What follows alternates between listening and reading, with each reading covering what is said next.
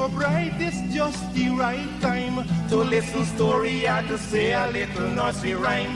Grandpa voice a echo in the night as he tell the tale. Some picnic are there with fright. Oh, Ligan, Mungeza, Massa Kurma Burra Nancy, even Watamuma. Oh, Ligan, Mungeza, Massa Kurma Burra Nancy, even Watamuma. Yeah, man, that's the true story that tell the people about life in the country, life in the country.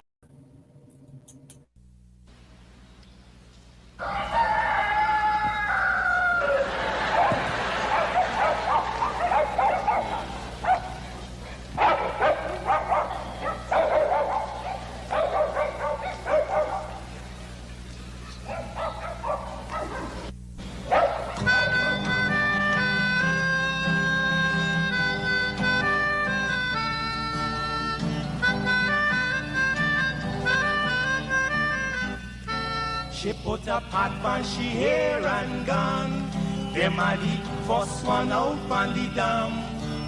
Basket on she head, bucket in each hand. Hold up on she frock, I wanna she grandson. To the market, them a go. For the morning, the day is dawning. For cock-a-crow to give the villagers a warning. Rise and shine, the birds them a sing. All animal take turn as them join in the waking. Cock-a-crow, dagaba, donkey, bray, horse, and they even duck a quack. Cock-a-crow, dagaba, donkey, bray, horse, and they even duck a quack. Come and hear this sweet story that tell the people about life in the country.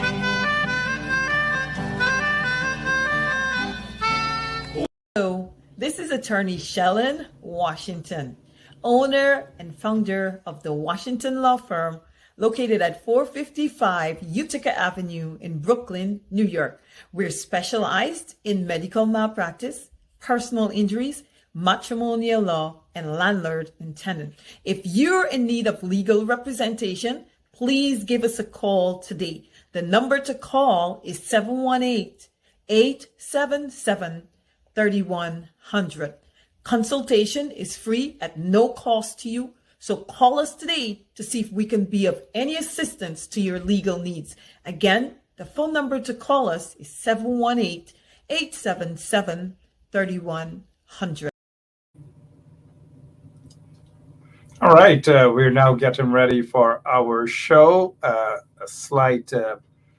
Some slight glitches, but do share the link, and we will rock and roll tonight's program. We have Dr. David Hines. Lots of things Dr. Hines wants to talk about, and we will be talking with Dr. David Hines, that is.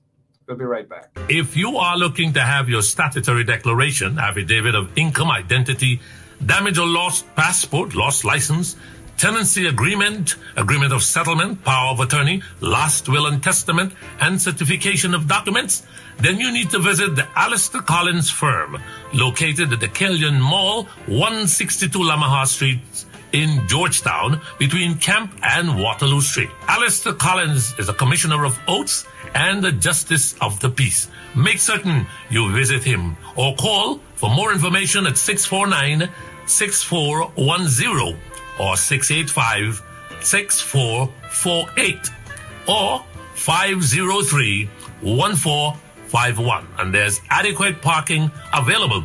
Go down to the Alistair Collins firm and have all of your legal issues settled and brought to the fore. Alistair Collins firm. Contact them at Alistair Collins firm.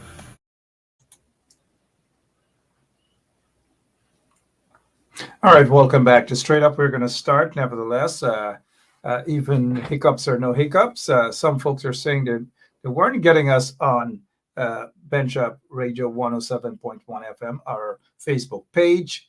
They weren't getting us on YouTube.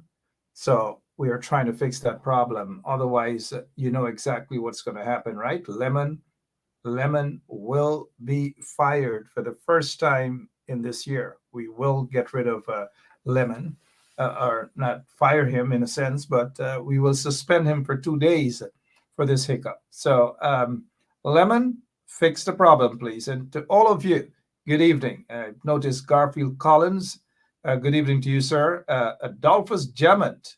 Good evening to you as well. Marl Joseph, and thanks, Marl. Every night, Marl Joseph says, share the link. Share the link.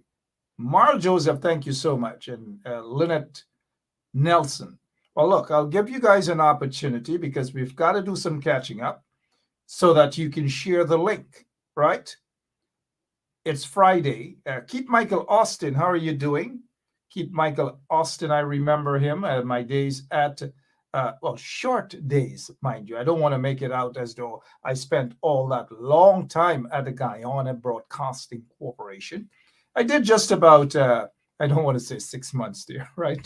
I did about 6 months, you know what I mean? And for people who may not know GBC, it's not the Guyana Bar, meaning behind bars corporation. It's the, and you know, as a Guyanese, they love when you, especially the old-time broadcasters. Good evening to you, Miss Margaret Lawrence. And then there's Phyllis Jackson, all of them, yeah. You can't say Guyana Broadcasting Corporation, you know. You can't. You got to say Guyana Broadcasting Corporation. You're listening to GBC, the Guyana Broadcasting Corporation. Good evening to you, Miss Margaret Lawrence, and all the older folks of the Guyana Broadcasting Corporation. I remember Dennis Chabral. He wasn't a journalist or anything then, or you know, he was spinning music. Something Best Buy. Well, the Best Buy request was a Pancho Carew, right? Sherwin Green, good evening. You know, back in those days, Sherwin Green, you didn't even know what a radio, about a radio, probably didn't even have a radio in your house, right? Sherwin? I'm just pulling Sherwin's legs. Good evening to you, Sherwin. Peggy Russell Elias, okay. Ingrid Carter, good evening to all of you. So it's Friday, you know? It's Friday. Brenda Casey. Brenda appears to be, based on how I've noticed some of her comments. Don't mess with Brenda. Do not mess with Brenda Casey. She looks like she's always ready to fight. Let's fight. Good evening to you, Brenda. Good evening to all of you, right? Look, Dr. David Hines. We'll be joined by Dr. David Hines soon. You know, Dr. David Hines is a guy, he's straight to the point. He gets things done. He could take a little joke. He's not one who suffers from some form of, emotional distress and all these things. Look, you guys have noticed I'm giving Lemon a lot of, lots and lots of room to get better. He's had this ad sitting there for over 3 minutes, and he's not changing it at all. That's what happens with some Guyanese men. You talk to them, they get vexed. They get vexed, their mouth long, they start to sue, they start to screenshot, they do things. There's some Guyanese men. I hope Lemon is not like one of those individuals, you know what I mean? Love to sue men, you call them, right? Anyways, Andrew's Supermarket, the folks at Andrew's Supermarket, good evening to every single one of you. Miss Booker, whenever you're in Guyana, head down there. Head down to Andrew's Supermarket and check them out, right? Check them out. Hi, Mark Bradford. Good evening to you, sir. See Mark Bradford. That's what it says. See Mark Bradford. It's Friday, so we're taking it a little light. You know what I mean? Mary O'Brien, good evening to you. And I just got to say that in a very nice and special way. Good evening to Mary O'Brien. All right. I know a lot of you guys are longing to see my face. It's okay.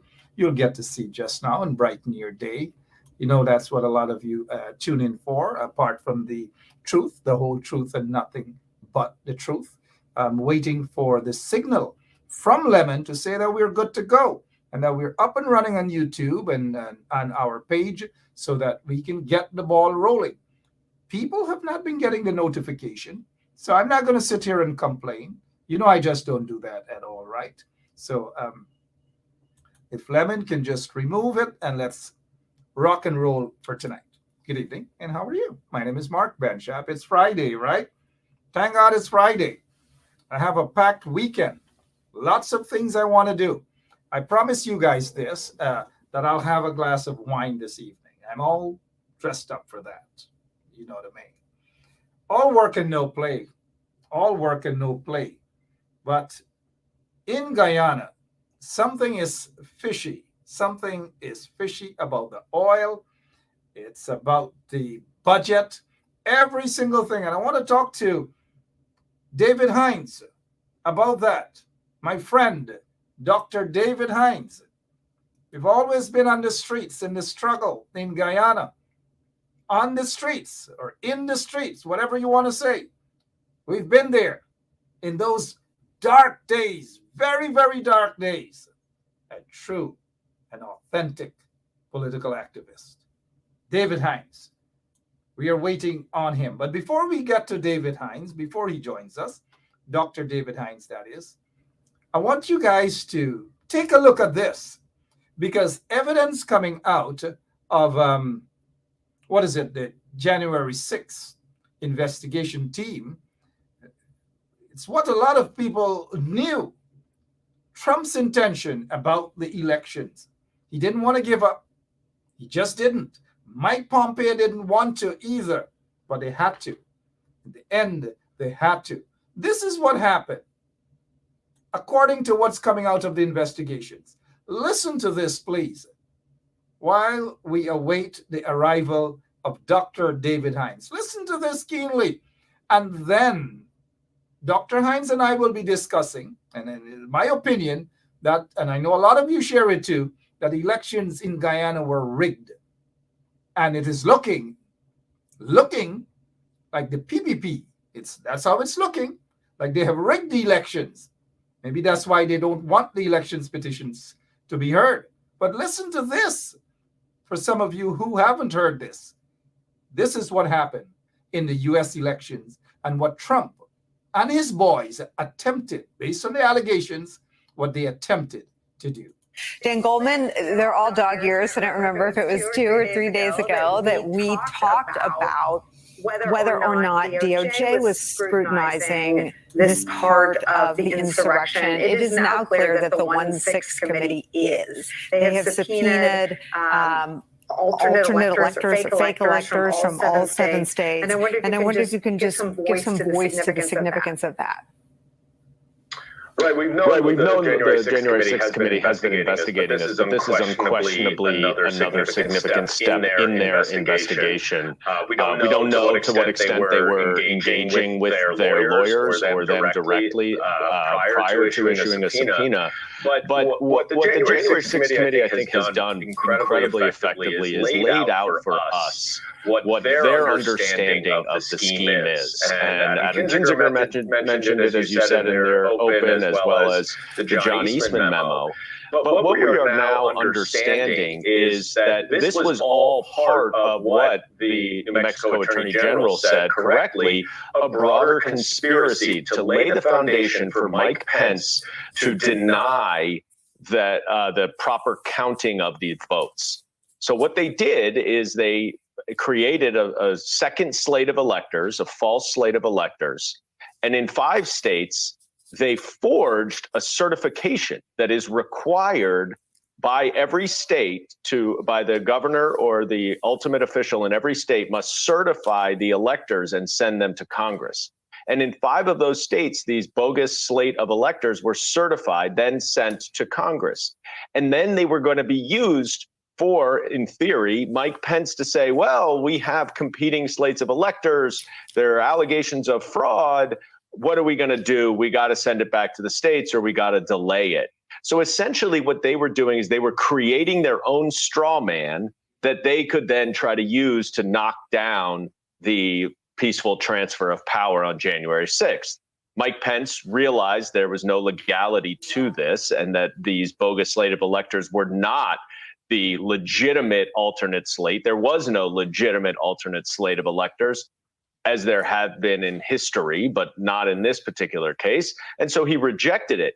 But this was a larger conspiracy that we know from lots of different pockets now because of the great work of the committee, as well as some in excellent journalistic work, that this was part of a broader conspiracy orchestrated by Rudy Giuliani that involved individuals with the Trump campaign and with the Republican state parties in these battleground states. And it's just getting worse and worse the more we learn about it. Dan, let me just press you. I mean, orchestrated by Rudy Giuliani or orchestrated by Donald Trump? I mean, Donald Trump is the through line. Donald Trump was in the Oval with John Eastman on the 5th, telling Pence what to do. Donald Trump was running Rudy Giuliani, telling the electors what to do. Donald Trump went on rally stages in Georgia and said, if Mike Pence does the right thing meant taking and I don't know if phony or fraudulent is the right thing. There was no fraud. So there was no reason for any state to have alternate electors. And yet there were 7. The only reason there were 7 is because John Eastman in the Oval with Donald Trump said, here are the 7 you need. That's how behind you are. The whole thing seems top down driven. There's no way that just 7 random states that Trump lost bigly, if you will, came up with, let's fake it. Donald Trump's fraudulent scheme to overturn it. And that's what I guess we're getting down into more of the details of. When I say Rudy Giuliani was orchestrating it, I don't know who came up with the idea, but we know that Giuliani was from, Boris Epstein last week and from some of these other individuals with the White House or who were called. We have that recording from Michigan. And we now know from some reporting that Giuliani was at the hub of it. Whose idea it was, we still don't know, whether it was Eastman's.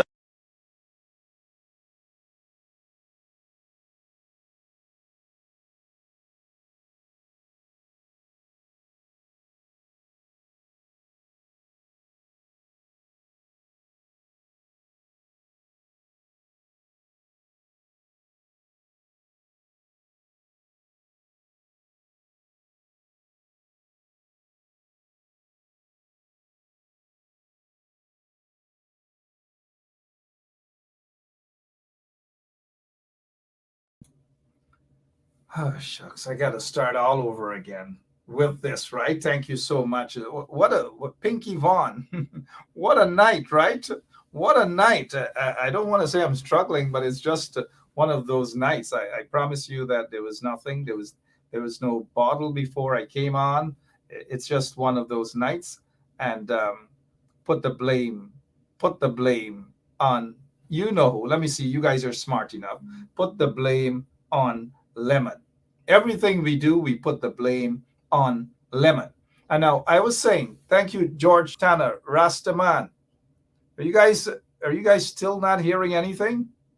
You should be hearing now, right? The sound is back. People are saying volume, all manner of things, all manner of things. Are you hearing me loud and clear? Just tell me that you are hearing me loud and clear. And we are, yes, William King. Thank you so much. So here's what I was saying, that what you just saw there, right, is that they wanted to overturn the elections. Elections won by Joseph Biden. The first time that we are hearing this in my lifetime, and I'm sure in yours as well. Some of you are way older than me, 60, 70 years older than me. Sherwin Green and the others are old.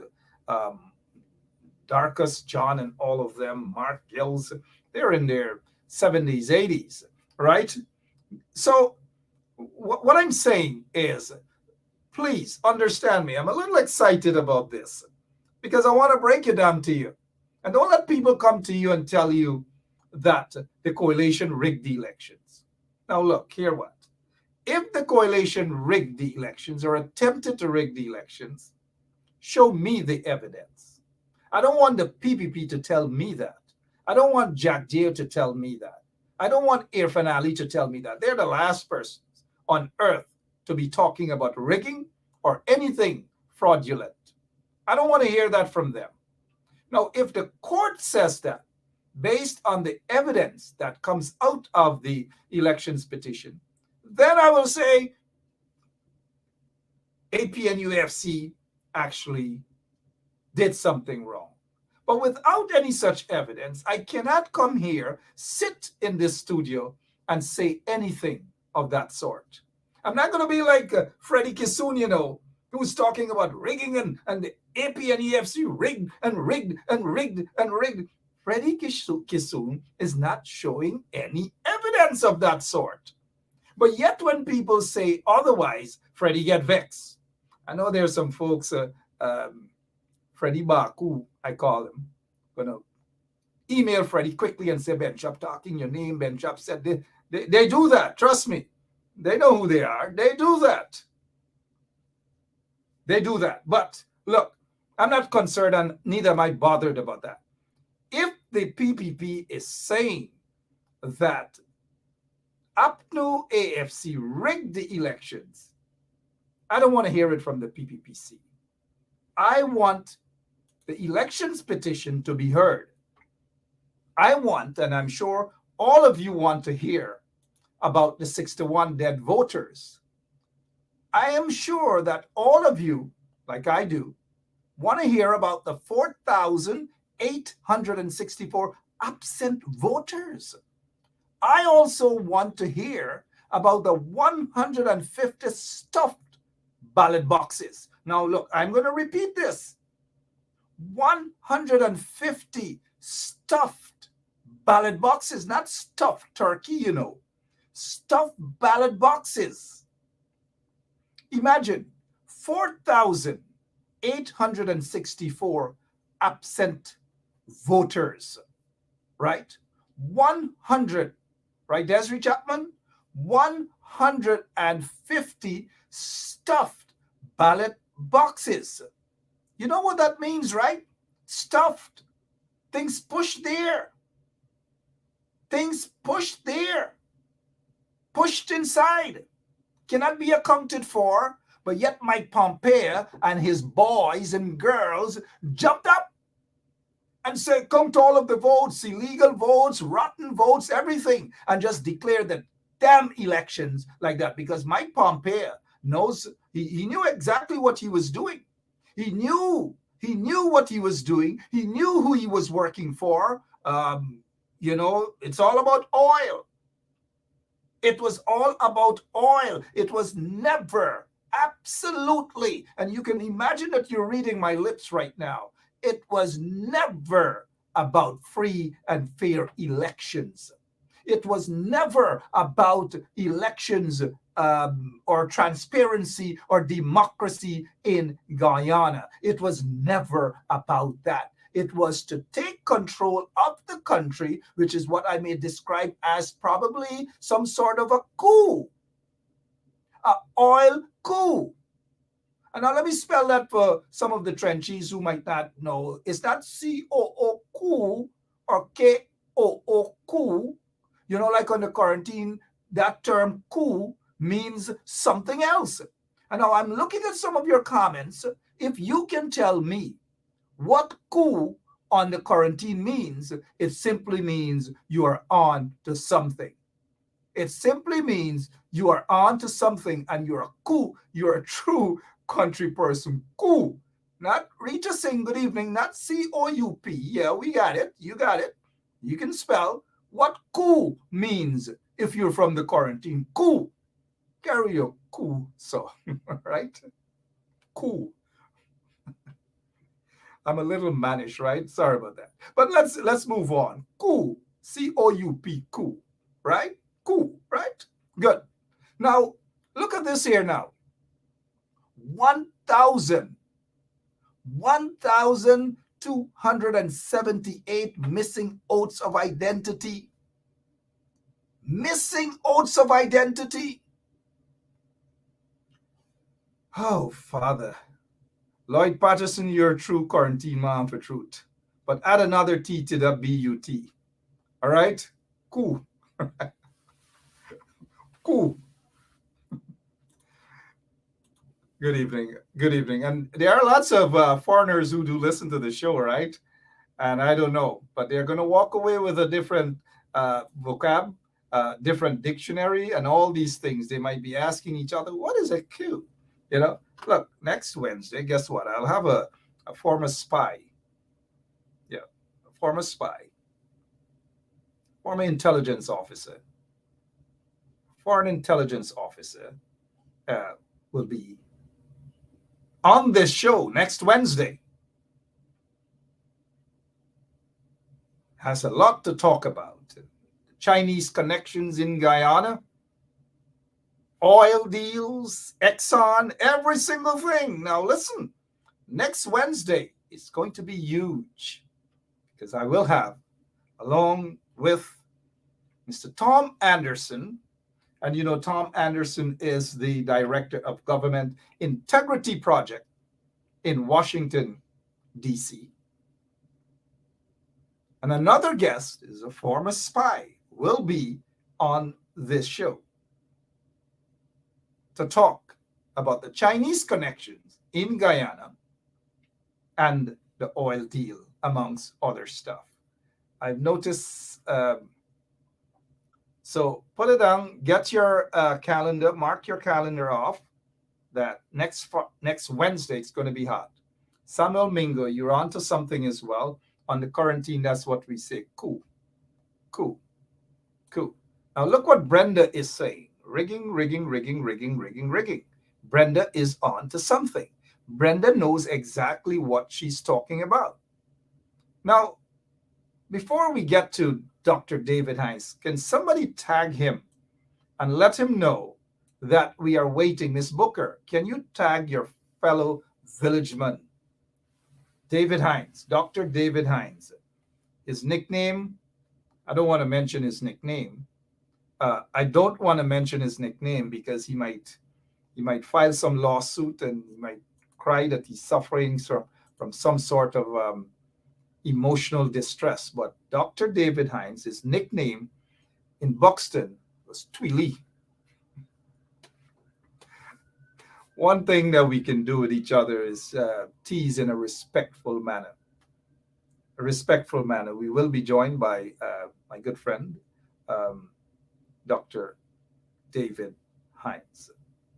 Dr. David Hines. Renee McKenzie Talbot, good evening to you. What else we can touch on before David comes on? Look at this guy. Orrin Boston, murdered. He was murdered. Yep. Orrin Boston.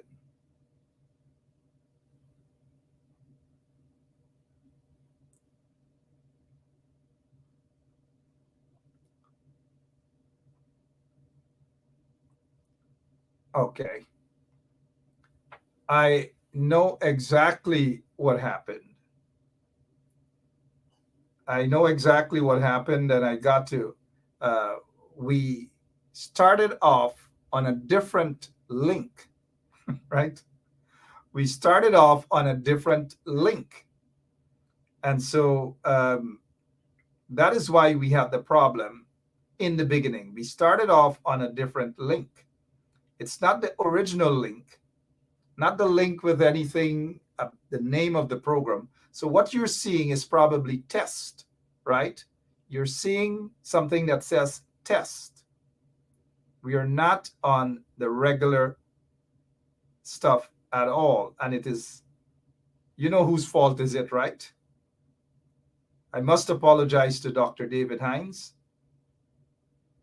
Lemon sent him the wrong link. Lemon put me in the wrong studio. And so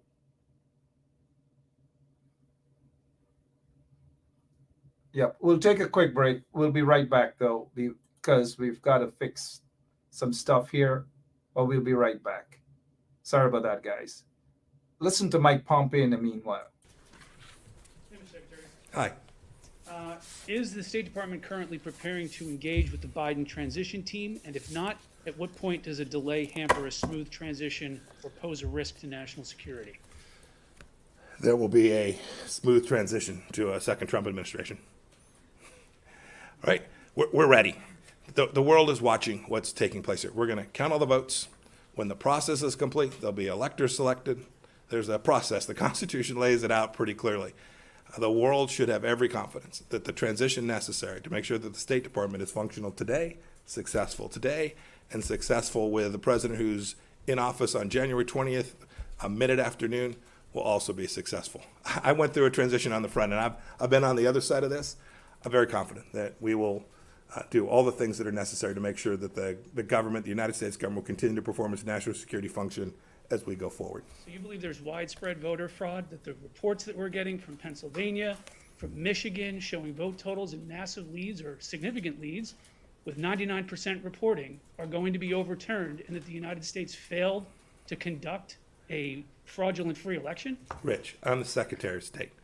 I'm getting calls from all across the world. These people are watching our election. They understand that we have a legal process. They understand that this takes time, right? It took us 37 plus days in an election back in 2000. We conducted a successful transition then.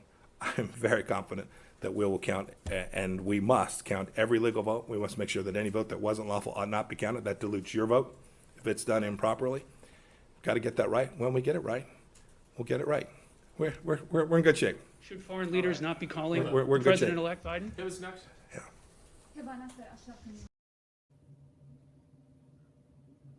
Foot.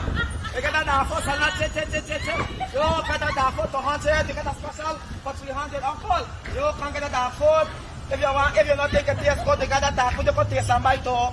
We got nice dark foot, kind of chip. All the woman was a man is dark. You could come and get a dark foot for your husband. Everybody get a choice. We know deprive nobody. Uncle, you got a dark foot. Chip, sell out right away. We got a dark foot. 200, 300 to the special. You don't got no dark food today? Dark food tip of all, I buy two for 360. You're not buying skill. Oh, cost. Everybody come and get a dark food. Buy me out, let me shut my mouth now. Excuse me. Come buy me, let me shut I got a dark food for dark food for cat. If you get a rat, I got dark food for rat too. If you're hungry, you could come and taste some buy dark food proper. Get dark food, chicken food, dark food with beef. What kind of dog you got to feed this food? This dog, we got the bigger food for all them dogs. Man, dog, lady, dog, you got Chihuahua, you got Hi, sorry about that. A bit of a hiccup with the program this evening. Again, I must apologize. We have got the problem corrected, and I promise you that it is not going to occur again. And instead of giving all the blame over to the lemon, I must say that it is my fault this time around for going into the wrong studio. So my apologies. I was talking about this young man who was killed, right? He was murdered by members of the SWAT team in Guyana. And to this day, no justice for him or his family. They picked up a policeman, a junior policeman in that SWAT team, and charged him with manslaughter. Manslaughter they charged him for. Manslaughter. His family's lawyer, Mr. Nigel Hughes, good evening to you, Nigel, wrote to the DPP, I believe, and the DPP said, no, they are sticking with the charge of manslaughter. They are sticking with the charge of manslaughter. And tonight, I take this opportunity to say, shame on the DPP chambers. Shame on the DPP chambers. Shame on them. In fact, they probably have no shame. Look at this here now. $2,000 bills. This is to distract you guys. I thought it was the yen, but it's not the yen. It's close to the yen, right?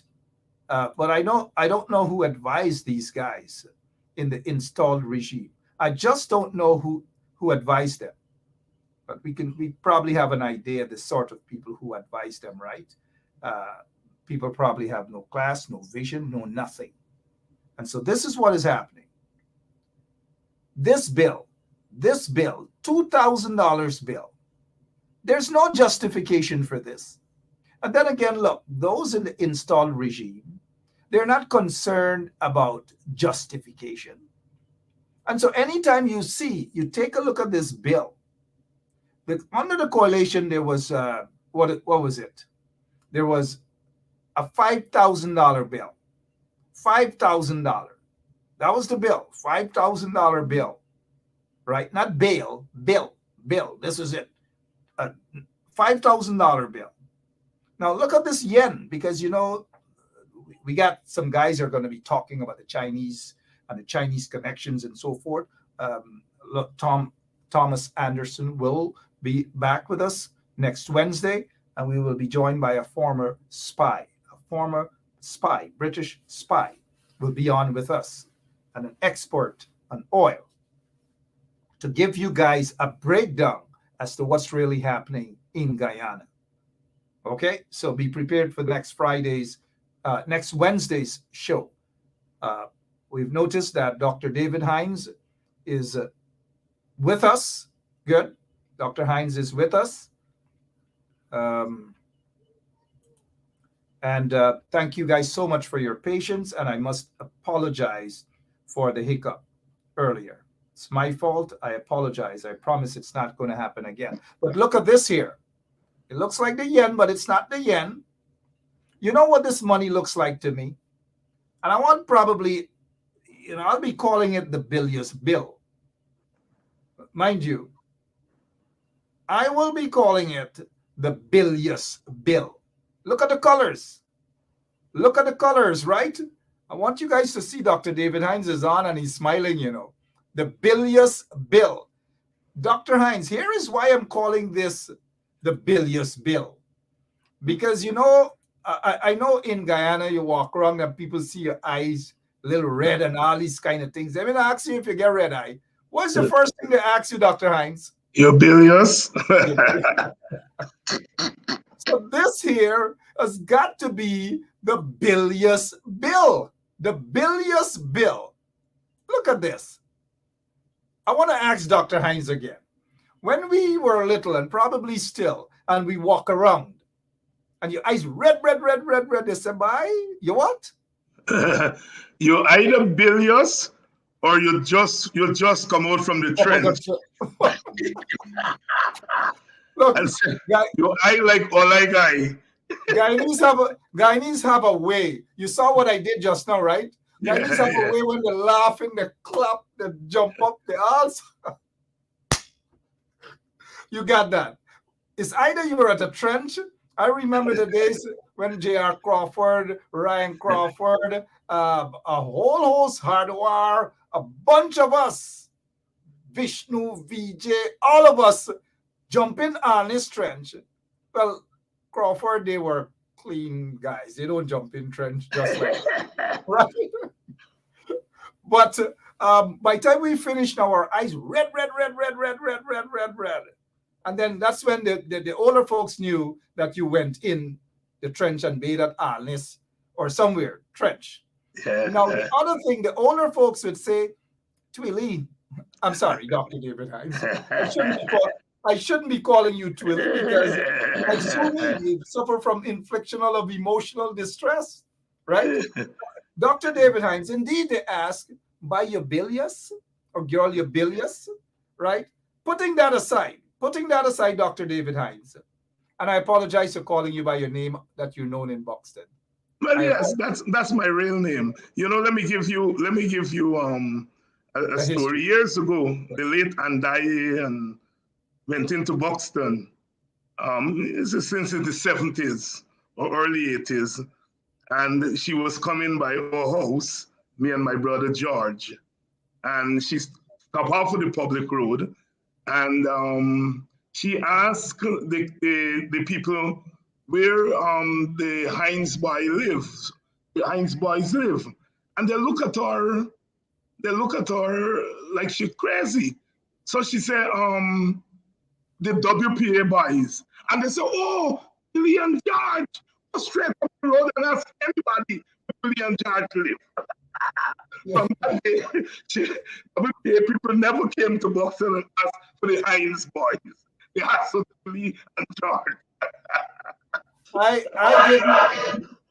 didn't know my real name until I was getting a feedback from you until I was about 30 something. I always thought that my real name was Double Belly. That's what they call me. Now, Dr. Hines, really nice to see you. I know you've been doing your work almost every day or every other day. You've been interviewing folks, and you have been giving us lots and lots of real information about what's happening in Guyana through Politics 101, and whenever you're on CAMS TV as well. But let me ask you, and let me welcome you, sir. But let me begin with this. What justification is it for this $2,000 bill, sir? Well, I can think of no justification except you're going to use it as some campaign thing that, look, we introduced a $2,000 and try to play on people's emotion. Wow, we get a new bill and we have to walk with less money in our pocket. Other than that, there really was no need for a $2,000 bill. It's just that the PPP is going to say to the country, look, this is one of the things we did. We moved from just a $1,000 bill to a $2,000 bill. And maybe playing on people's lack of understanding of economic. People may think that, wow, we get a $2,000 bill, Guyana is moving up, we are going places and so on. I think they're playing on some of that. But other than that, there is no economic value to having a $2,000 bill. It is just that you probably, would have less money if you're walking around with plenty money. Because really a $2,000 bill for somebody who working for $50,000, it's just 25 bills. We already have a $5,000 bill, so I don't quite understand. Yeah. I stand. We get a feedback from Dr. Hines' side, but we'll have that corrected. Dr. Hines, I've noticed that some of our listeners have corrected me. The $5,000 bill, I think it was in 2013 or something like that, under the PPP. Correct me because I'm getting up there in age, but it was under the PPP, right?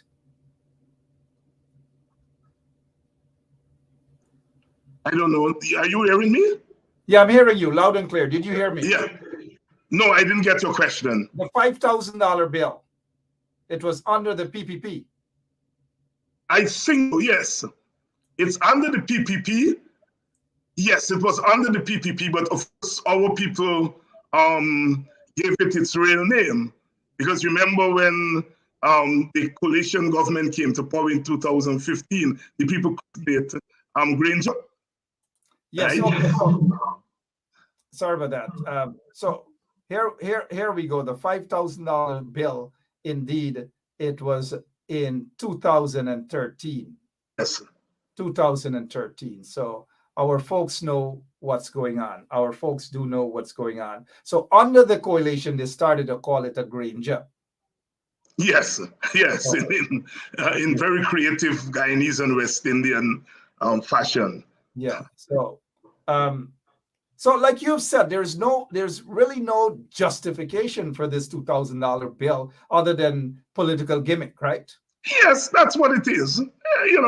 That's what it is. People will look at it and say, wow, there's something new, perhaps a $10,000 bill, people might have said, well, yeah, it's less money, You come in and instead of getting, $5,000 bill, you get 5 bills, It's easy to walk around with and so on. But other than that, there's no economic reason for printing a big bill, Look, in the old days, I remember in 1962, I think it was, or 67, in the Grenada election, Eric Gabriel was a very eccentric guy. He told the people of Grenada, vote for me. And I will print my own bills here in Grenada. People were saying they didn't have much money and so on. They were poor. And he said, vote for me and I will print money, And people fell for it. All right. I mean, back then. And that was 60 years ago. I mean, it's really amazing that the government in 2022 is trying to play on people's emotions like that to give the impression that they've done something so magnificent by creating a new bill. And that's exactly what it's about, Dr. David Hines, to basically brainwash their support base, brainwash people. Look at that $2,000 bill. Forget about the fact that it is what it is. There is no justification. I see we have lots of people who are talking about it. No justification at all. But yet they are going to find some form of justification to say that when people want, and this may be their justification, when people gave a $5,000 bill, they usually want change. And the $2,000 bill would be much easier right now. I don't know. Yeah, and Mark, somebody's saying here, and that makes sense. Somebody's saying, look, if you want people to walk around with less money, introduce the plastic, the credit card. We'll make you some credit for that. To say you're modernizing the financial sector and so on. So instead of people walking around with plenty of money, you make credit cards easier to get in Guyana. People may give you a little credit for that because you are kind of modernizing the old question of how people do transactions. And that person is quite correct. So even the issue of walking around with less money, people are poo-pooing it. About 2 years ago, when I was in China, I visited in a remote area. After, I went over to the market and I saw everyone there in Guangdong and another province. Every single one, even if they're selling fish or whatever they're selling, they put their hands and they swipe their cards. You pay. No one used money. Absolutely no one. None whatsoever. Now, it's time that we get to that in Guyana. The PPP has had 23 years. They've never done anything proper to modernize the country. Of course, our friends in the coalition tried. But they had a whole host of problems, Judases and all these sort of things to deal with. I don't know. I don't know. Let's get to the budget, man. Let's get to the budget, Dr. Hines. This is what this guy is saying. Bharat Jagdeo, a good friend of the Chinese. This is what he's saying. No new taxes in 2022 and PPP regime, the installed regime will be focusing on money in the hands for Guyanese. What exactly is he talking about there, Dr. Hines? Well, again, it's a cock and bull story and they're trying to trick people, Yes, you're putting money in people's hands. So, for example, they raised the tax threshold from $60,000 to $75,000, I think. But really, what that represents in real terms is $28,000 a year for people. So all they're putting in your hands is $28,000. And this is in a budget that has been raised by almost 45%, 44%. So you're spending more, all right? 44% more than you spent last year. But you're giving people, in terms of this threshold, a mere $28,000, which does not represent any kind of real money in people's hands, because $28,000 for the year is $2,100 or so dollars per month. Is $500 per week. Is $60-something per day. Basically, that is what that whole headline means. Right? So we're putting money in your hand. We're giving you $60,000 a day. All right? For old age pensioners, we're giving you a raise of $3,000.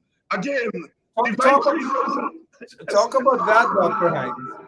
And I'm glad that you mentioned it. I didn't want to take you off your pace. $3,000. $3,000 per month. What about what about all the other bills they have to pay? Continue, Doc. I'll listen. Yes, $3,000 per month 30 days per month, you are talking about $10 per day. Let's do it in real terms. You see, Mark, that is why they don't want us to be on there, because when they say $3,000 per month, oh Lord, we are helping the poor. When you break it down, it's $10 per day. That is what they're giving to our seniors who gave their entire life to Guyana, and all that our government, the era of oil, can in a budget of $592 billion, $10 a day. You ought to tell them, go shove it. And I won't continue because Guyanese people know shove it where. Of course. And that's the success, the sort of success story these guys in the PPP are talking about. They don't want people to break it down for them, the budget, in simplistic term, for all of the Guyanese who are listening, whether via the radio right now or social media platform. They don't want that. That is why they're against us. But we're not concerned about whether they're against us or not. Our objective is to tell the truth, the whole truth, and nothing but the truth. That is what we do here. But yeah. And Mark, look, if you say you're not raising taxes, is the money that people are saving from taxes, is it enough to compensate for the price of food, for the inflation? The economists, just use the big word, inflation. But for us here, is that money, is this money that you're supposedly saving from not paying taxes, is that money enough to compensate for the rise in prices of food and other items, the rise in cost of living? No, it does not compensate. In fact, when you really look at it, the budget gives the working people a minus, less than zero. You know, Dr. Hines, I think you guys are basically loudmouths. You, them, Jack, Kadaki, Sharon, and others are loudmouth, big mouth. Y'all have nothing better to talk about by criticizing the budget, right? Y'all criticize everything, but there's a justifiable reason for that. And here's why I'm asking. Imagine the PPP regime. They're jumping on a mountaintop and they're looking at these things as success stories. Income mortgage loan ceiling increased from 12 million to 15 million. Look at these properties. Look at these houses. Yeah. For 1 minute, look at it. Then, Doc, look at this. Yeah. Look at this. Yeah. This. Yeah. And look back at this. Yeah. And let's get your comment about the propaganda by the PPP. Well, first of all, whether you're getting your worth for whatever money that they're saying. But more than that, that 15 million, or people most of all, got to go to the bank and get a mortgage. They got to borrow that money. And they got to pay interest when they borrow the money. So you raise the ceiling by $3 million and so on, and you're boasting, but people got to go and borrow that money, and they got to pay interest on that money.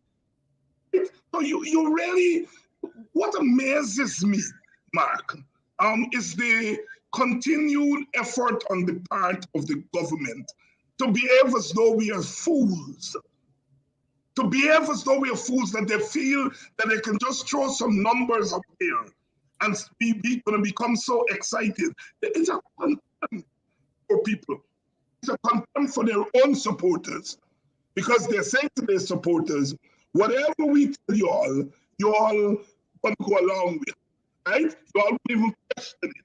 So we can tell you all anything. So there's a deep contempt for their supporters. And then there is an equal or even more contempt for those of us who are not their supporters. They're basically saying to us, we can bamboozle you all with some headlines and some numbers, you know? And so therefore, when we come on programs like these, and we are able to skin them up we're able to skin them up.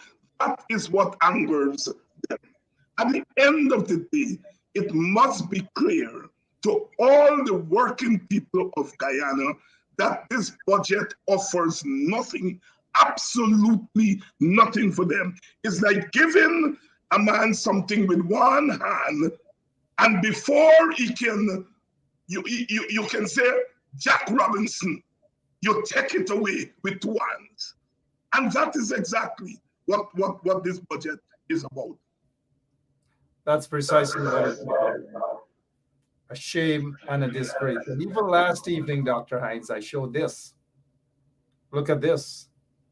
Is this the job? Is this the 50,000 jobs that they're talking about, that they're creating for people? Give people a shovel, give them a cutlass to go in there and weed in 2022, sir?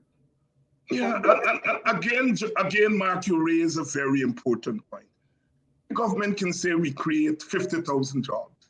Then one must ask, what is the quality of the jobs you're creating? What's the quality of the job? How much are they paying? Are the jobs contributing towards empowering people? Because when you get people in 2022 doing that kind of work, and there's definitely work, but doing that kind of work for the kind of wages that you're giving them to do that kind of work, it's criminal. And secondly, when you, in 2022, in an oil economy, condemn your citizens to doing that kind of work, which can be done by other means, what you are doing, instead of training your people so that they can take advantage of the oil economy and earning better wages from better paid jobs, you are condemning them to doing these low-skill jobs. And it's an assault on the dignity of people. People are going to do it because they want money. But what you are doing, you are condemning a whole swath of your population. You're condemning them to the kind of work that would not raise their dignity, would not give them a chance to earn more, because they will be condemned to these low-level jobs. And after a time, they become alienated from the very work that they're doing, because they're going and do that work, and all they're digging up when the day comes is trench crapos. In the so-called leaders, they're in those trenches, trench crapos. When you get people on a daily basis doing that kind of work that our foreparents did during slavery for slave wages, and in 2022, you have our mothers. And so doing that kind of job is an assault on our dignity. It's not just slave wages for free. Free. There was no wages at all. But let's move away from that and talk about this here. This guy, Irfan Ali, and the upside-down rake, pretending as though he's raking something. God in heaven knows what he's raking. But they starved the city council of hundreds of millions of dollars. According to the mayor of Georgetown, central government owes City Hall almost $1 billion. They do not pay anything. So therefore, the council now cannot go out there and do its job. Your take on this sort of political gimmick by Irfan Ali? Brother Mark, let me give you the big significance of what they're doing. They are prepared to take revenge on their opposite number, meaning the opposition. They're prepared to take revenge, even if it means destroying the ecosystem, destroying the environment. Because when you look at Georgetown and you look at the state of Georgetown, then obviously you are playing with people's lives. You're playing with the environment, you're playing with people's health, and you're prepared to do that, to take revenge on the opposition. So that's the big takeaway from this, you know, the extent to which these people are prepared to destroy their own population in pursuit of revenge. So that's the first big lesson. The second big takeaway from this is the hypocrisy. The hypocrisy in that you are not telling your friends to pay their taxes to the city. You, the government, the central government, also owe money to the city. And then you come out and then you pick up some rake and you went around for one day. You get the media out there and you say, look, you are doing some good turn. It's the ultimate of hypocrisy. And the thing about hypocrisy, if you don't know you're being a hypocrite, is one thing. But when you know that you are being a hypocrite, try to tell people you are being a good citizen, then you ought to be called jagabats and trench crappos. All right, Dr. David Hines is with us this evening. We're talking budget. We're talking about fakeness.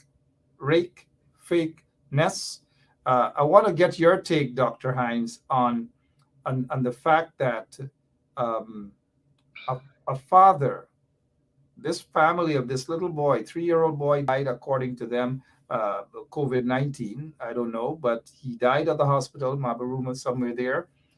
They refused to give a vehicle to the family to transport this little boy, 3 years old, I believe, to be buried. They refused that. And this is how the family had to bury that little boy. Frank Anthony, who sits there as the Minister of Health, apologized. And then not so long after, another family had to carry their loved one. Look at them sitting there. I don't know, Dr. Hines, an oil-rich economy, billions upon billions of dollars. All we're getting is crumbs and crumbs and crumbs, and this is how our people have to suffer.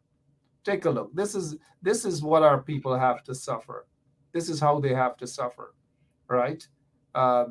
This is what they have to do, all under a PPP regime. This is what the PPP regime is offering them.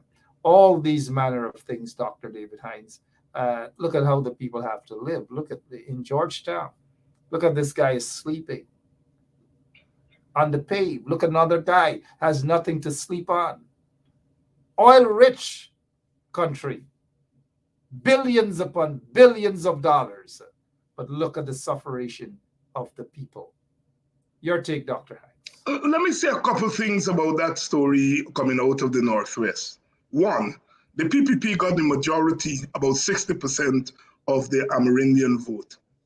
And part of what they did is that they were able to take advantage of what they see as a weakness among our Amerindian brothers and sisters. And they went into those communities and they offer all kinds of gifts to the Amerindian people. They got 60% of the vote. Now, having won 60% of the vote of the Amerindians, this is the outcome of the love that the Amerindians showed the people. All right? The outcome of that is a government that does not care about the lived realities of ordinary people. They come at election time, they fool you with gifts and handouts, and then once they get that, you are left to bury your dead, as you did 200 years ago, 300 years ago, 400 years ago. Those pictures are pregnant with a contempt that the PPP has for all ethnic groups in Ghana, but especially Amerindians and African Guyanese.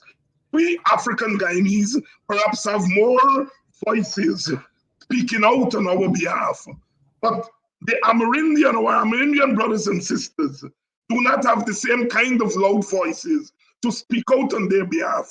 But the kind of ethnic and racial advantage that is taken on those people is horrendous.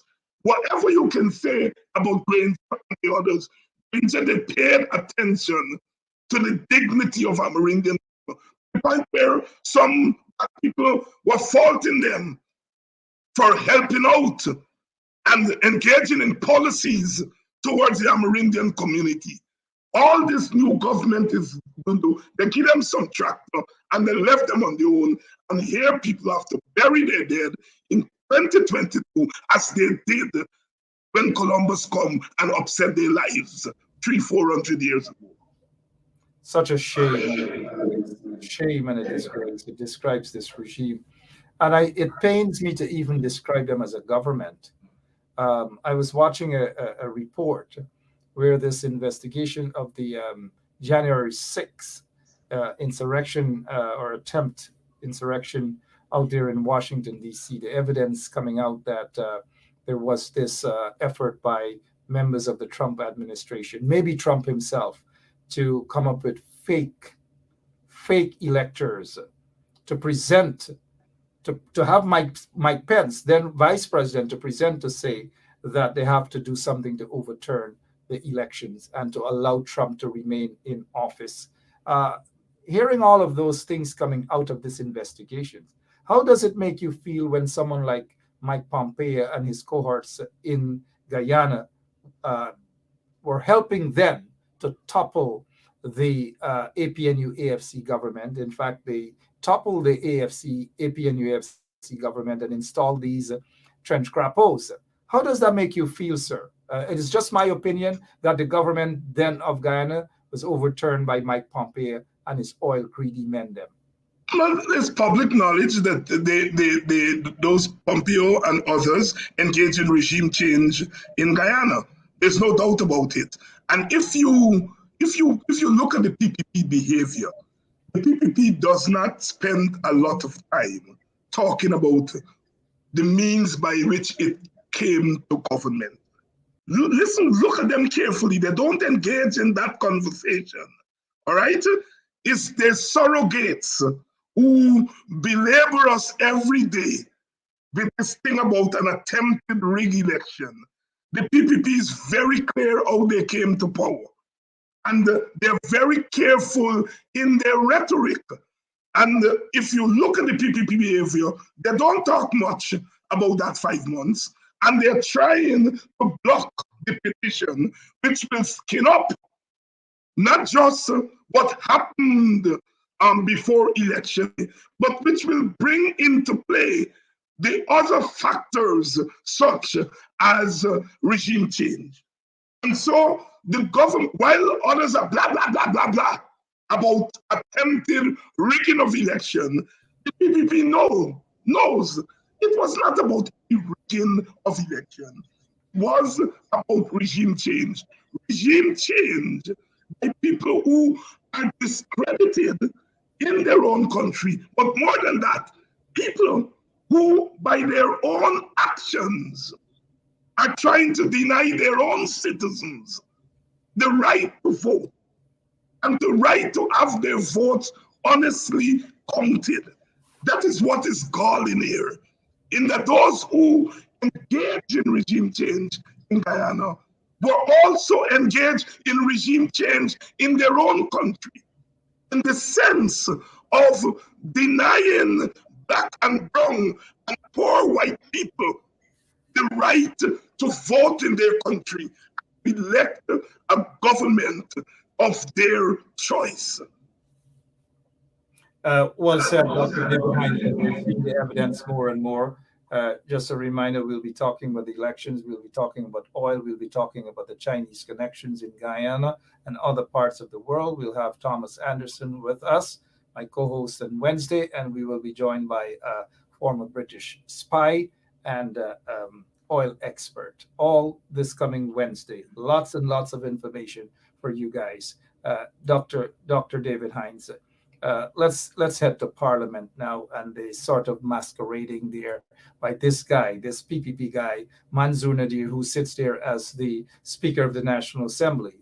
Manzoor Nadir, there he was campaigning, and you know for who? Look, the T-shirt. Look, there he was. Doing whatever they were doing, where this minister then, Minister of Foreign Affairs, Dr. Karen Cummings, and our driver, they were, of course, you know what would have happened to them there. But Manzoor Nadir standing right there. This is the same Manzoor Nadir has sent these folks to the select committee to be sanctioned. In other words, to be expelled or suspended, from Parliament for maybe a month or 2 or 3 or whatever. Your take on what Manzoor Nadir has done? Let me put the speaker's position in context and then zero in on Mansour.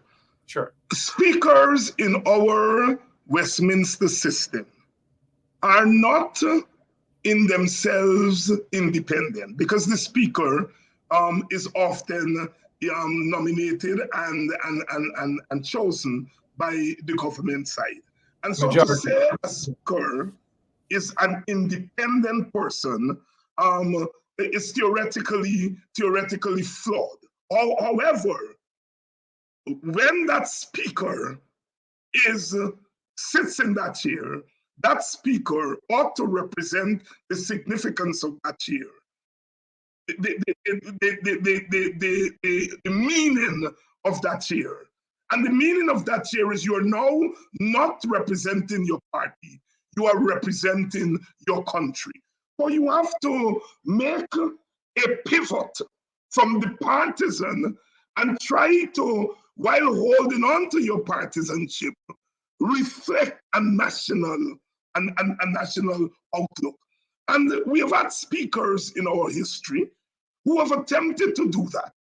I think the last speaker under the coalition, you never saw him get into the kind of partisan hustle, because often these were men, and they were all men, who paid attention to their dignity. There was one woman who acted in that capacity after Speaker of the House, Derek Jagan, died. Yes, Clarissa Reel. Clarissa Reel. Yes, Clarissa Reel. But these, we have had in our history partisan people, but when they sat in that chair, their nationalism comes into play, but their dignity to say, look, I have the honor of sitting in this chair. I have my dignity that when I leave this chair, I must leave something that those who are coming after them can look up and say that I was not a robot.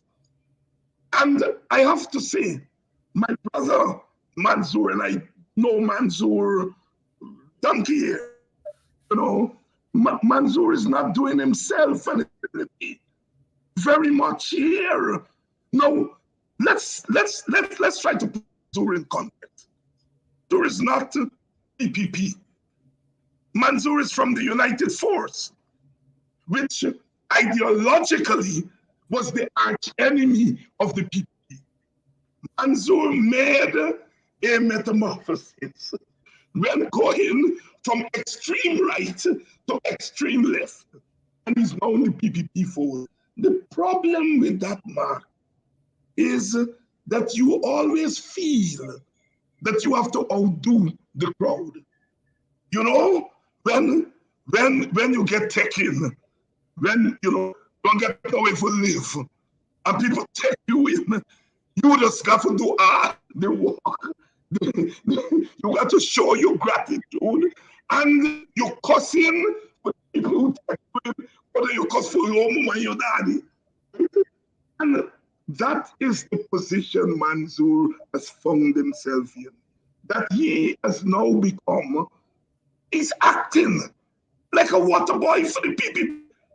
And I feel for Mansour, because I'm saying, Mansour, you got more dignity than that, brother. You got more dignity than that. And so therefore, as you look at Brother Nadir, you're seeing somebody who is throwing away his or her dignity. And so here is Nadir, a speaker, accepting and accepting the charges that are brought by the PPP. It's like you make a report. Mansour is the police. He take your report. He said, I will institute the charge. And having instituted the charge, Mansour will then sit in court as the magistrate and the judge. What kind of political system do we have in the House of the People, where the speaker is the police, the judge, and the jury? What are we saying about this democracy? What is democratic about that? But we have tools here. The undemocratic underbelly of one of our major institutions, and the way in which the people is prepared to take advantage of it. And second, we have a speaker who appears to be throwing away his sense of personal dignity in order to serve his masters. And that cannot be a nice feeling. It cannot be a nice feeling for Brother Mansour, and it cannot be a nice feeling for Guyanese people when we look at that display. And we are a country where the rest of the world is looking at it at us. In fact, is what we are showing the rest of the world. We have plenty oil, but we also get plenty stupidness. We depend plenty stupidness in high places. Of course, Dr. David Hines, I guess this evening, Mansour Nadir saw an opening in the United Force. He hasn't always come through the rank of a United Force member. He saw an opening because the United Force was basically dormant. It was run then by Michael, our friend Michael De Freitas and some other guys who weren't really taking it anywhere. And that's when Mansour Nadir saw an opening.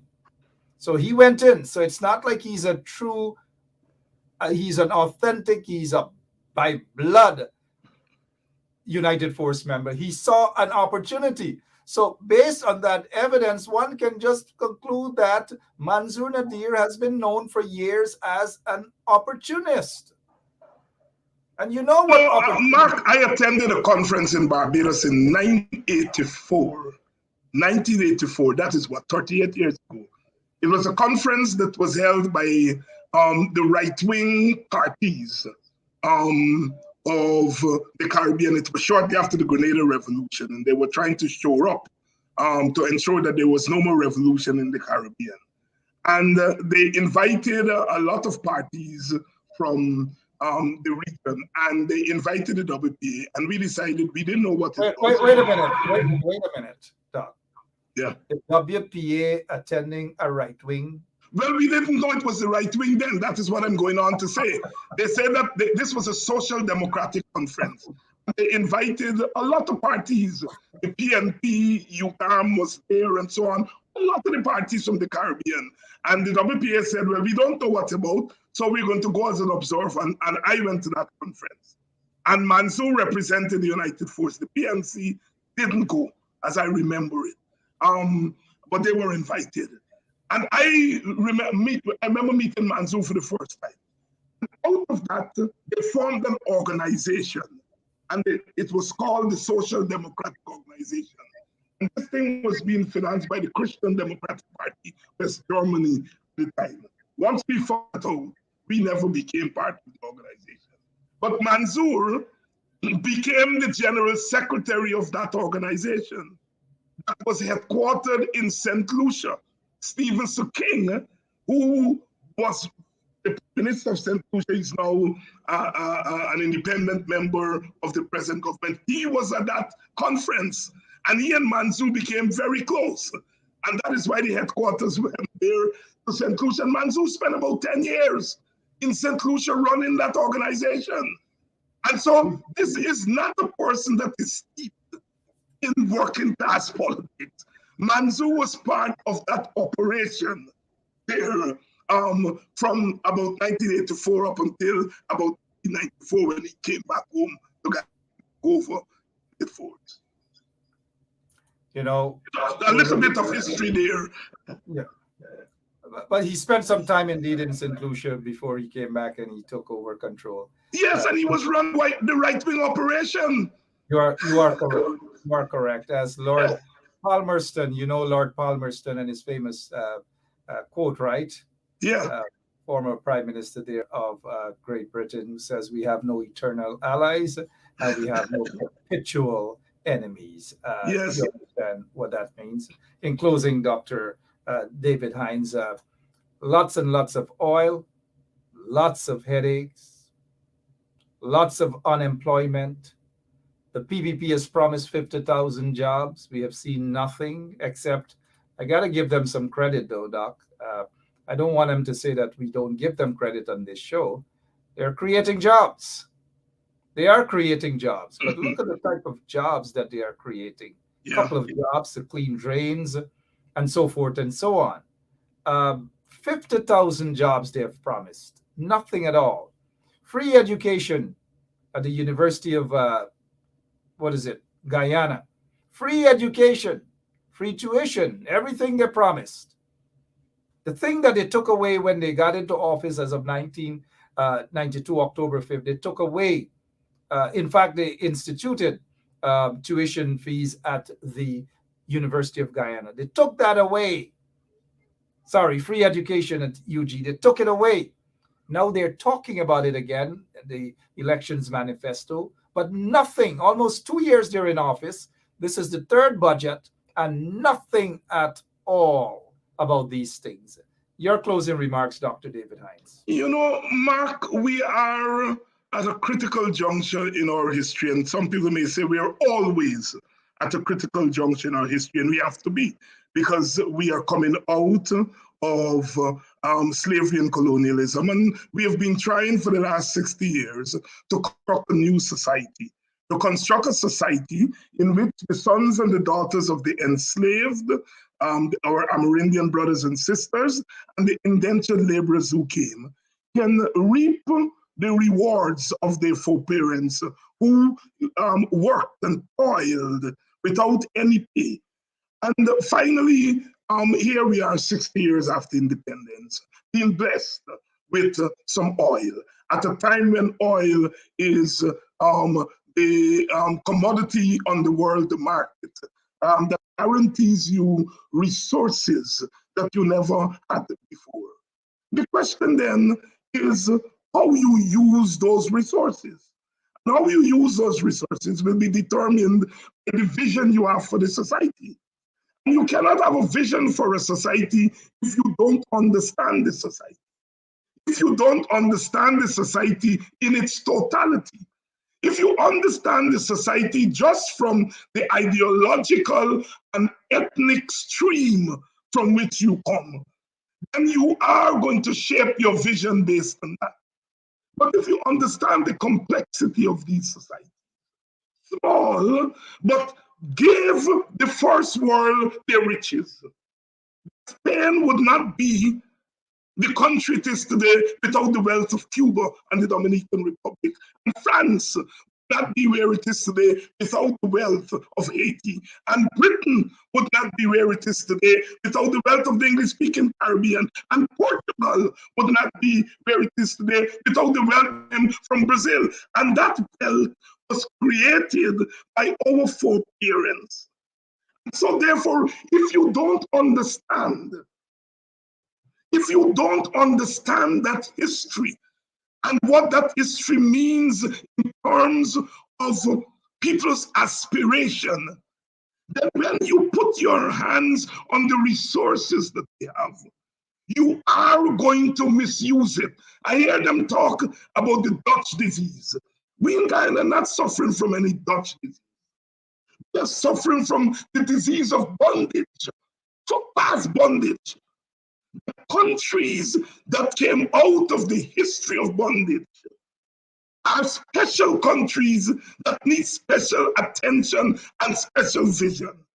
And insofar as we cannot construct a vision that is premised on the alienation and the want and the poverty that history of bondage has left us with, then we are forever suffering from that disease of our bondage and the lack of understanding on the part of our leaders of what that means.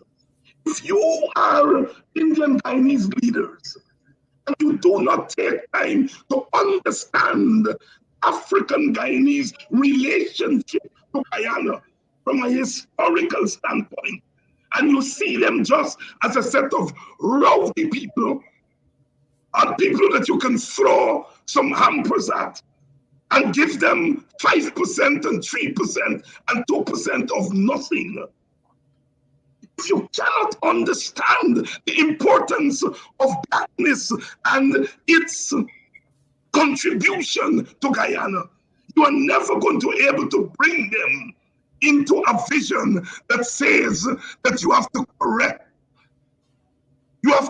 the wrongs of the past. If you don't understand what indentureship meant for Indian Guyanese and how that has helped to shape their understanding of Guyana, you are never going to have a true vision of them. If you see them just as collateral damage for you to be in power, and you are never going to be able to construct a vision that brings them into play. And if you don't understand that Amerindians, by the flow of history, we came and we met them here. And through it all, they've remained invisible. Now that you have oil money, if you can't understand that their visibility coming out of that place of invisibility and coming onto the stage of Guyana, if you don't understand that history, you are never going to be able to construct a vision that will use this God-sent patrimony in order to develop people. Look, our oil money is not good growth. I see them talk about 47% growth. You can have growth without development. In fact, in most cases in the world, except for a few countries, we have experienced growth without development. Development is not just about bridges and gas shore pipeline. Development is about the development of the human being. About the development, not just about our outward looks, our clothing. It's about the development of the soul. But Marley said, when I hear the crack of the whip, my blood runs cold, because they brutalize our very soul. It's the soul of Guyanese that was brutalized by our history. And now that we have this money, we have to use it to repair the soul.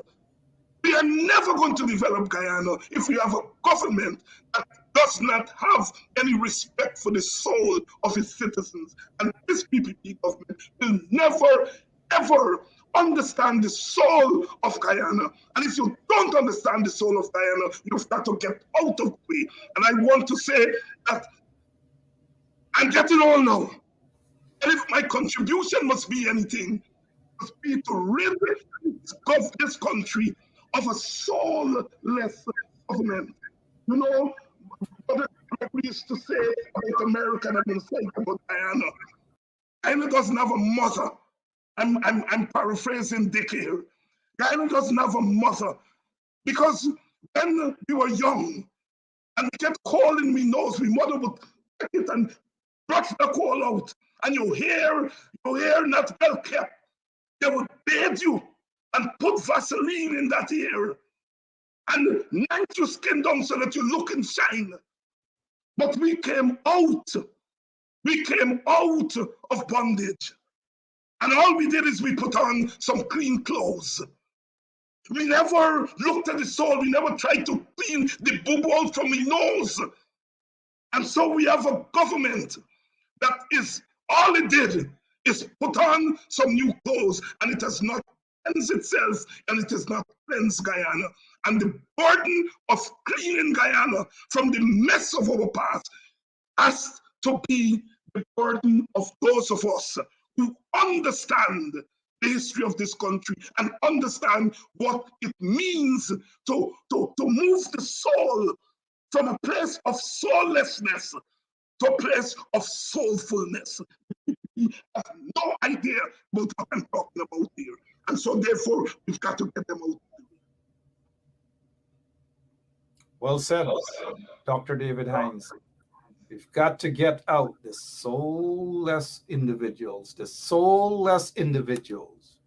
out of office. They have rigged the elections, the perception out there, mind you. They're running away from it. They don't want the elections petition to be heard.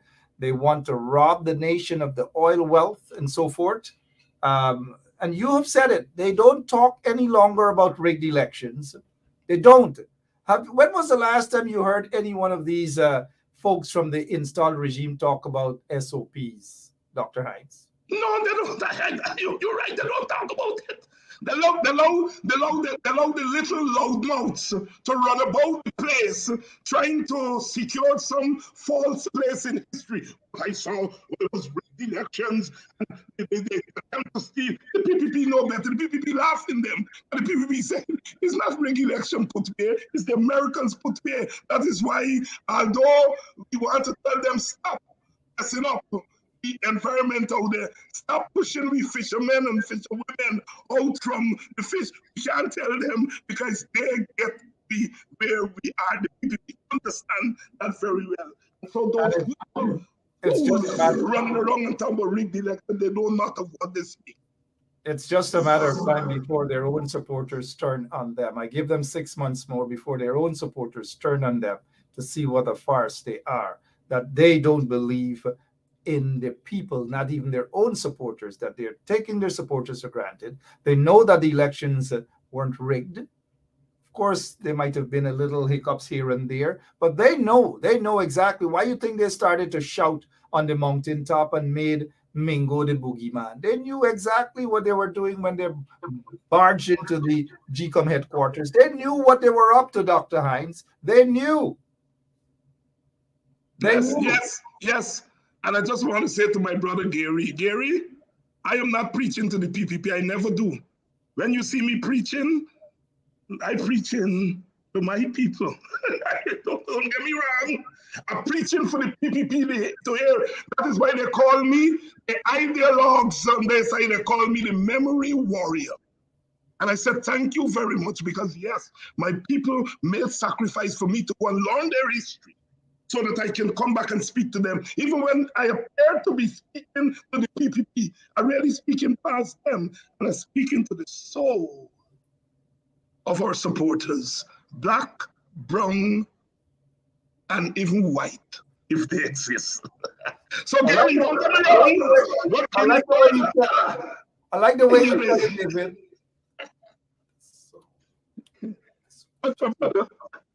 Before we go, because I know you probably want to take a quick a Guinness or something like that with our mutual friend Richie. Give him my regards. I most certainly will give Brother Richard your regard. He supplied me with my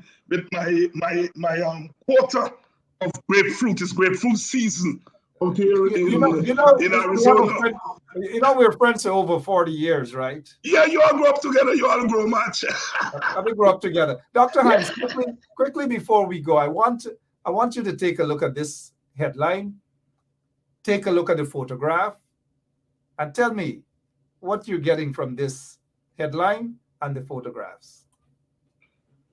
A black man was misidentified, arrested, and held for 6 days in place of a white felon twice his age. Look at the black guy. Yeah. G1. Yeah. G1. Yeah. G1. G1. Who's G1 who? No, he's right there. He's known as a black guy in America. Yes. Right. In Guyana wouldn't say that's a black person, no. But he's known as a black guy in America. In America, G1. We'll leave on that note, man. Dr. David Hines is always.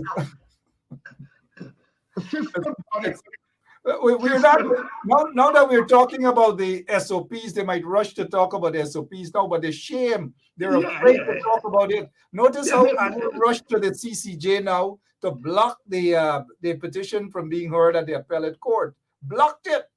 Rushed to the CCJ like some little crybabies. They're afraid.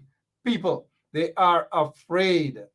They are afraid of the elections petition. All they could talk about is AP and UFC rigged without any evidence. Even somebody that we once held our hands with and we marched with on the streets and we protested, talking about rigged elections without any evidence. None whatsoever. You know who that individual is. We all know who that individual is. I don't know, Dr. Hines. Thank you so much, man. Continue doing what you're doing. God bless you. And give my regards to Richie and the crew and all the other folks out there that we all know. Thank you so Yes, much. and you continue to do what you're doing. You know, I always say you're the pioneer of this thing that is now somewhere in the craft of the PPP. Every time the talk is these stops on social media, it's in the craft. These stops on social media. And I have to say, we would not be doing what we are doing had it not been for you. You, for a long time, you were the lone ranger out there pioneering this thing that you may not have known then that it would have become such an important tool in the resistance movement against the soulless, visionless government. So I want to thank you for pioneering what we're doing and that you're still on your A game. You're still on your A game. And I'm glad a lot of people don't know that many, many years ago, this is exactly what we used to do on social media when everybody didn't know what this was about. But thank you so much for that reminder. I remember those days over by me when we will come and we'll do our online something, because it was an outlet that was not used, but we started, of course. Thank you so much for that reminder. Look at what Sandra Steele is saying. And this is why we call him Trench Crapo. Look at, is that how you spell? I know you're a professor. Is that how you spell Trench Crapo?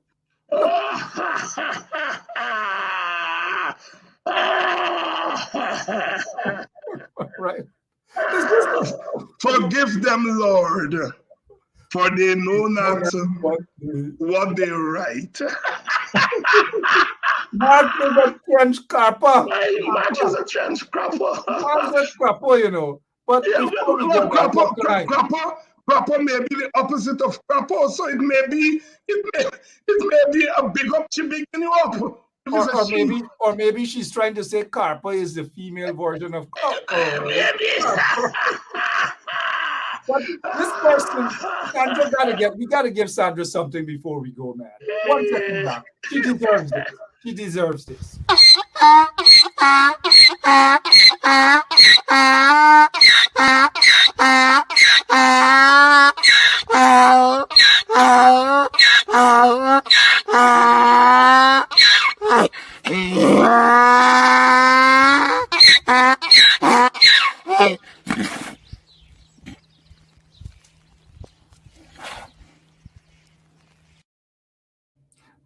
All right, Carpa. Crapo, Carpa. Thank you so much, Dr. Hines. Carpa. Carpa. Oh, Steele. Oh, Steele. Look what Steele is saying. Steele is saying, I love you, Mark, is me. Who is me?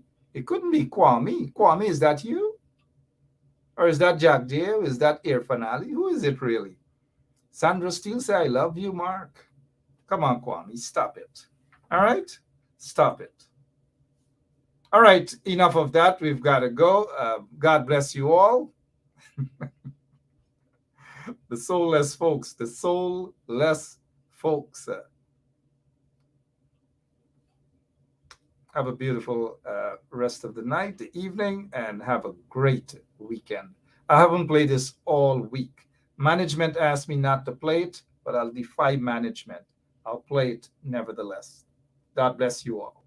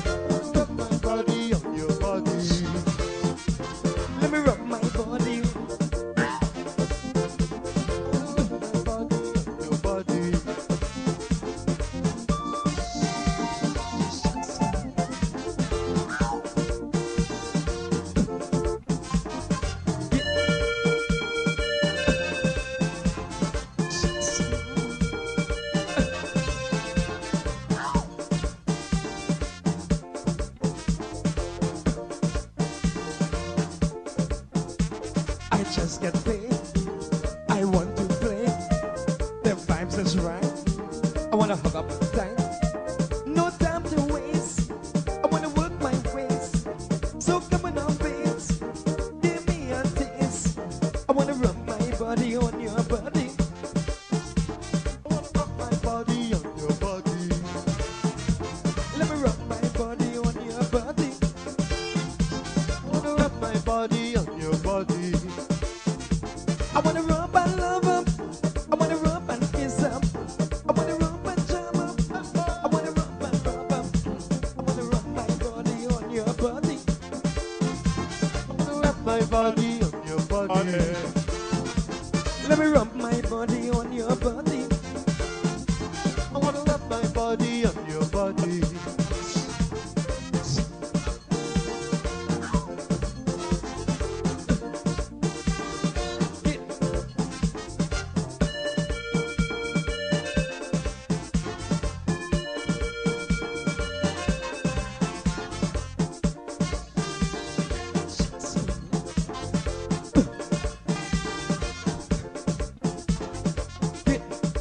Pulling on.